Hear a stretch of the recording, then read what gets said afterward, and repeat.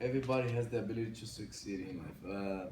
Have you ever judged yourself by your grade that you took in a class, or your friends, or even by your parents? They're saying like, "Oh, you are smart," or "You are not smart." So know that things like that, actions like that, can avoid your success in life.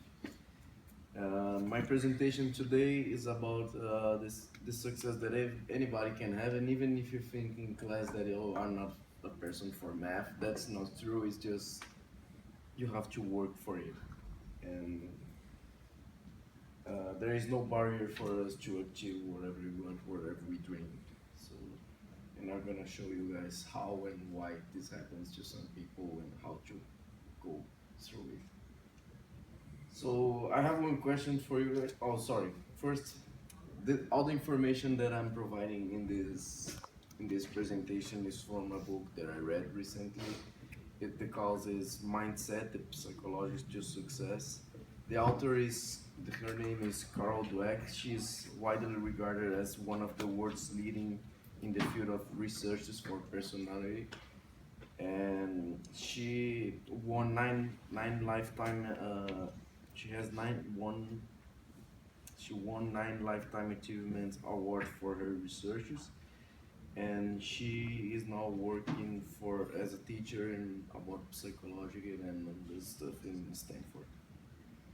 And now that we have a short introduction about my presentation, I will ask a few questions to you guys that is about my presentation. So, uh, why do you guys think that we have the IQ test? It's like for what? For show us like how smart you are, or that's what everybody thinks. Yeah, so I can tell that you guys are wrong.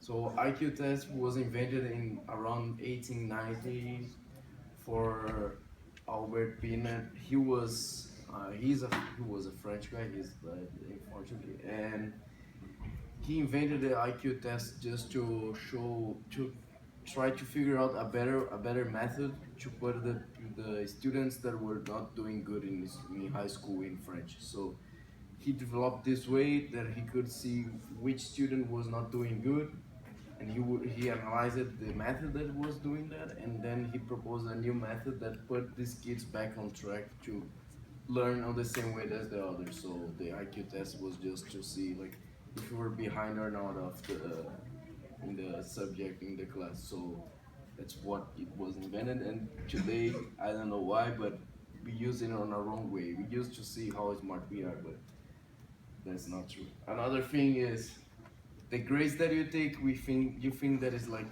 how smart you are, but maybe some people think like that. After reading this book and not thinking about it, I think that the grades that I take is how much I have learned during this class, and what I did wrong is what I should learn, and what I have to learn is not like, oh, I'm not smart enough to learn it or to absorb this material.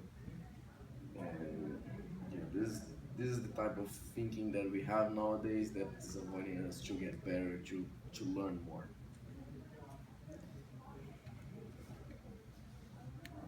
Yeah, so what make us not grow our abilities and intelligence? First, we have to believe that we can achieve anything.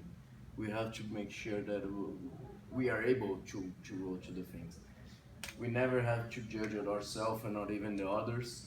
We don't for grade, of course. I said already, but grades is not how smart you are. It's just where you are. So never judge. Never fear to fail. Go through it. Don't be like, oh, if I fail, what people gonna think about me? No, that's people around you. You always have to need people.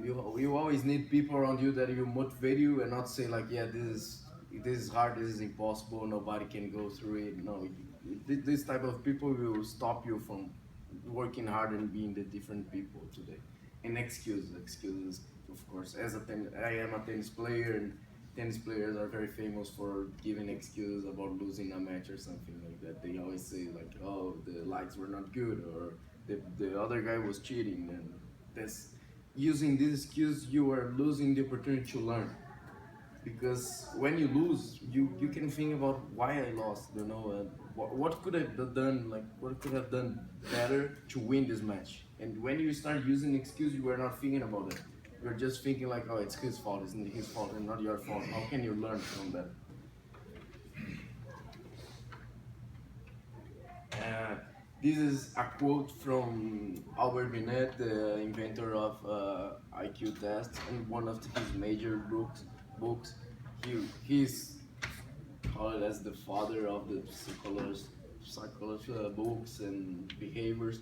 And he says, with practice, training, and all above method, and above all method, we managed to increase our attention, memory, or judgment, and later to become more intelligent than we were before. So it's with this statement, it's clear that we can get better. Like if you think that you can't get smart, like you, of course, you can get more smart. It's just believe uh, believe that you can do it and work for it. So we're gonna show the ways. We're gonna show the ways how do we do to get more smarter, better in the sport. It doesn't matter which field you are. There's always the principle of everything to get better in the sports or studies are the same. So we in her book she divides in learners and non-learners. So learners are the people that ask more in class, like people they are asking they are asking and talking like about the subject not because they want to show that they are the best, but actually to make sure that they are right, or if they are wrong, they're gonna learn why they were wrong. They are people that are not afraid to do mistakes, so they are not afraid to lose. They are not afraid to get a bad score or math is hard for me. I'm not taking this class because I could fail. No, they like to take challenge. They like to go for it. They like to face hard things, and they know that they will learn a lot with that. Because if you think that is hard, you avoid it. You are not learning. And non-learners is people that is afraid to be judged. You gonna people that think, oh my, if I take this class, I'm gonna fail. People will think that I'm dumb. Uh, they they avoid chances to not being judged as not good in a match or something like that, or class. And you will have always to accept critics from the others. So never accept as a bad thing, but accept this as a good thing. When somebody is saying like, oh, you could do something better, see on the good way, not on the bad way. It's not the person is trying to teach you. See that she's trying to help you, and this help can be very useful for you, especially in the future. Uh, Dweck, the author of this book, she says that it's clear that it has people that comes to our world with better aptitudes to some sports or something like that, but to I don't know chemistry or math. But she also says that it's clear that training, experience, personal effort is what take the rest of the way of it. It's like how you gonna go from that. Um, and the difference in the future, if you're a person that is a learner, learners will be always accepting new challenges and like new job. If you're promoted, you will always accept that. You will not be afraid of fail. Will you accept that as I'm learning, and not like if I fail, will lose my job. No, I'm learning. You if you lose their job today, you get a better next time. Not a better, but if you get the same one next time, or you go up from the other company, you know like what you did wrong in the other one. You know what you do in the next one. So this is a learning person. No learners would just avoid that and keep the same level for the rest of their lives. Learners will succeed in every field that they goes in their lives because the principle of it is the same for everything, for sports, for class, for job. And people that learners, they accept critics, they accept always ideas of the others, and they don't judge the others. So there's example is the ex-CEO of Chrysler.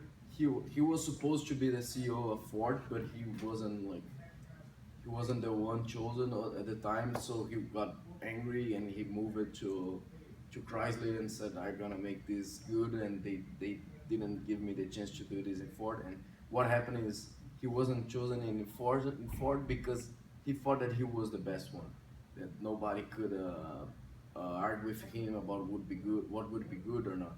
And actually, he had a very good ideas. He drove a Chrysler to one of the best times in 2002, something like that.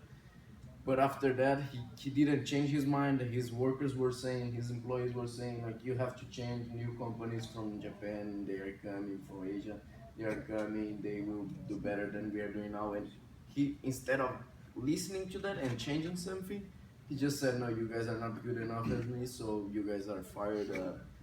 Yeah, we can have this idea here, so this is what happened with Nolan. So Chrysler started failing after that, and he lost his job. And yeah, uh, that's why we have to accept critics from others and not judge the others, and always try to work with groups, because some people can see things that we don't see today. And yeah, so there is another research that Dweck did, that is, she divided, when she was in Colombia, she did a test for the new students, and she divided both of them in two groups. One that thought that, like, we are smart as like the level that we born. So you are smart, like you're born with this smart and you can't grow up that. And the other was people that was thinking that, yeah, they could increase how clever you are. So after they take this test, she put a wave. It's like a wave things on our brains that check our waves and where is your attention. And she found that people that was thinking that we cannot get more smart, they were just paying attention where they were wrong or right, and not why. So they couldn't learn from this test. And the other people that knew that, like, we can get more smart, they pay attention on this their mistakes, and they could learn from it.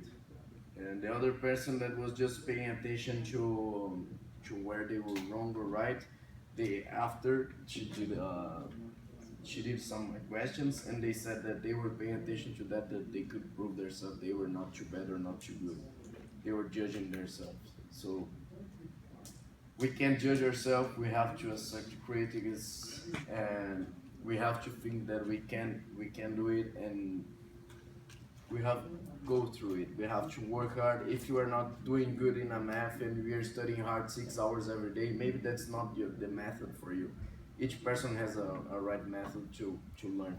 So you have to try out different things. And you have to be willing to work hard and believe that we'll get it. So I recommend everybody, if you think that you're not a chemistry people, just go to chemistry and start working hard and find your best way to learn this, and you will get through it. I was, less simple, I was a person that didn't like math until my dad teach me. It was 10 years ago, maybe, I don't know exactly, but he taught me percentage, and like I didn't like math at all, and then he taught me in an easy way that I learned so fast, and I like it. I wasn't the best in class, and then I started saying, yeah, I like just percentage in math, not everything. And he was like, how can you like just some portion of it? It's impossible. So but then I figured out that when I started learning, I started to like it. So it's just, we have to know the best way to learn it, and then we will success in any field. This can be sports, job, or school. So yeah, this is how we can succeed in the future, and how anybody can be successful. This is my presentation.